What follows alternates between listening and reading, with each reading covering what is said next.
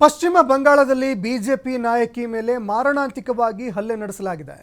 ಮಾರಣಾಂತಿಕ ಹಲ್ಲೆಯಿಂದಾಗಿ ಬಿಜೆಪಿ ನಾಯಕಿ ಸರಸ್ವತಿ ಅವರ ತಲೆಗೆ ತೀವ್ರವಾಗಿ ಗಾಯವಾಗಿದೆ.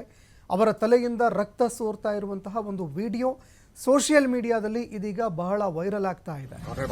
ಹಲ್ಲೆ ಘಟನೆಯನ್ನ ಬಿಜೆಪಿ ನಾಯಕರು ತೀವ್ರವಾಗಿ ಖಂಡಿಸ್ತಾ ಇದ್ದಾರೆ.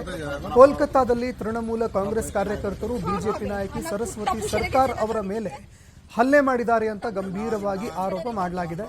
ಬಿಜೆಪಿ ನಾಯಕಿ ಸರಸ್ವತಿ ಮೇಲೆ ಹಲ್ಲೆ ನಡೆದಿರುವಂತಹ ವಿಡಿಯೋ ಪಶ್ಚಿಮ ಬಂಗಾಳದ ಬಿಜೆಪಿಯ ಉಸ್ತುವಾರಿ ಅಮಿತ್ ಮಾಳವಿಯಾ ತಮ್ಮ ಟ್ವಿಟರ್ ಹ್ಯಾಂಡಲ್ ಮೂಲಕ ಟ್ವೀಟ್ ಮಾಡಿದ್ದು, ಪಶ್ಚಿಮ ಬಂಗಾಳದಲ್ಲಿ ಯಾವುದೇ ಮಹಿಳೆ ಸುರಕ್ಷಿತವಾಗಿಲ್ಲ ಅಂತ ಕಿಡಿಕಾರಿದ್ದಾರೆ.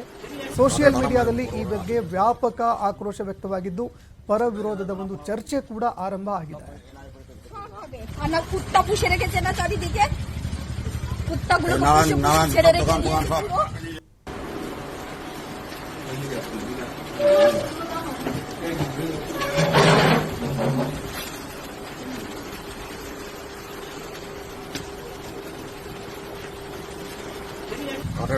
बरोबर लाठी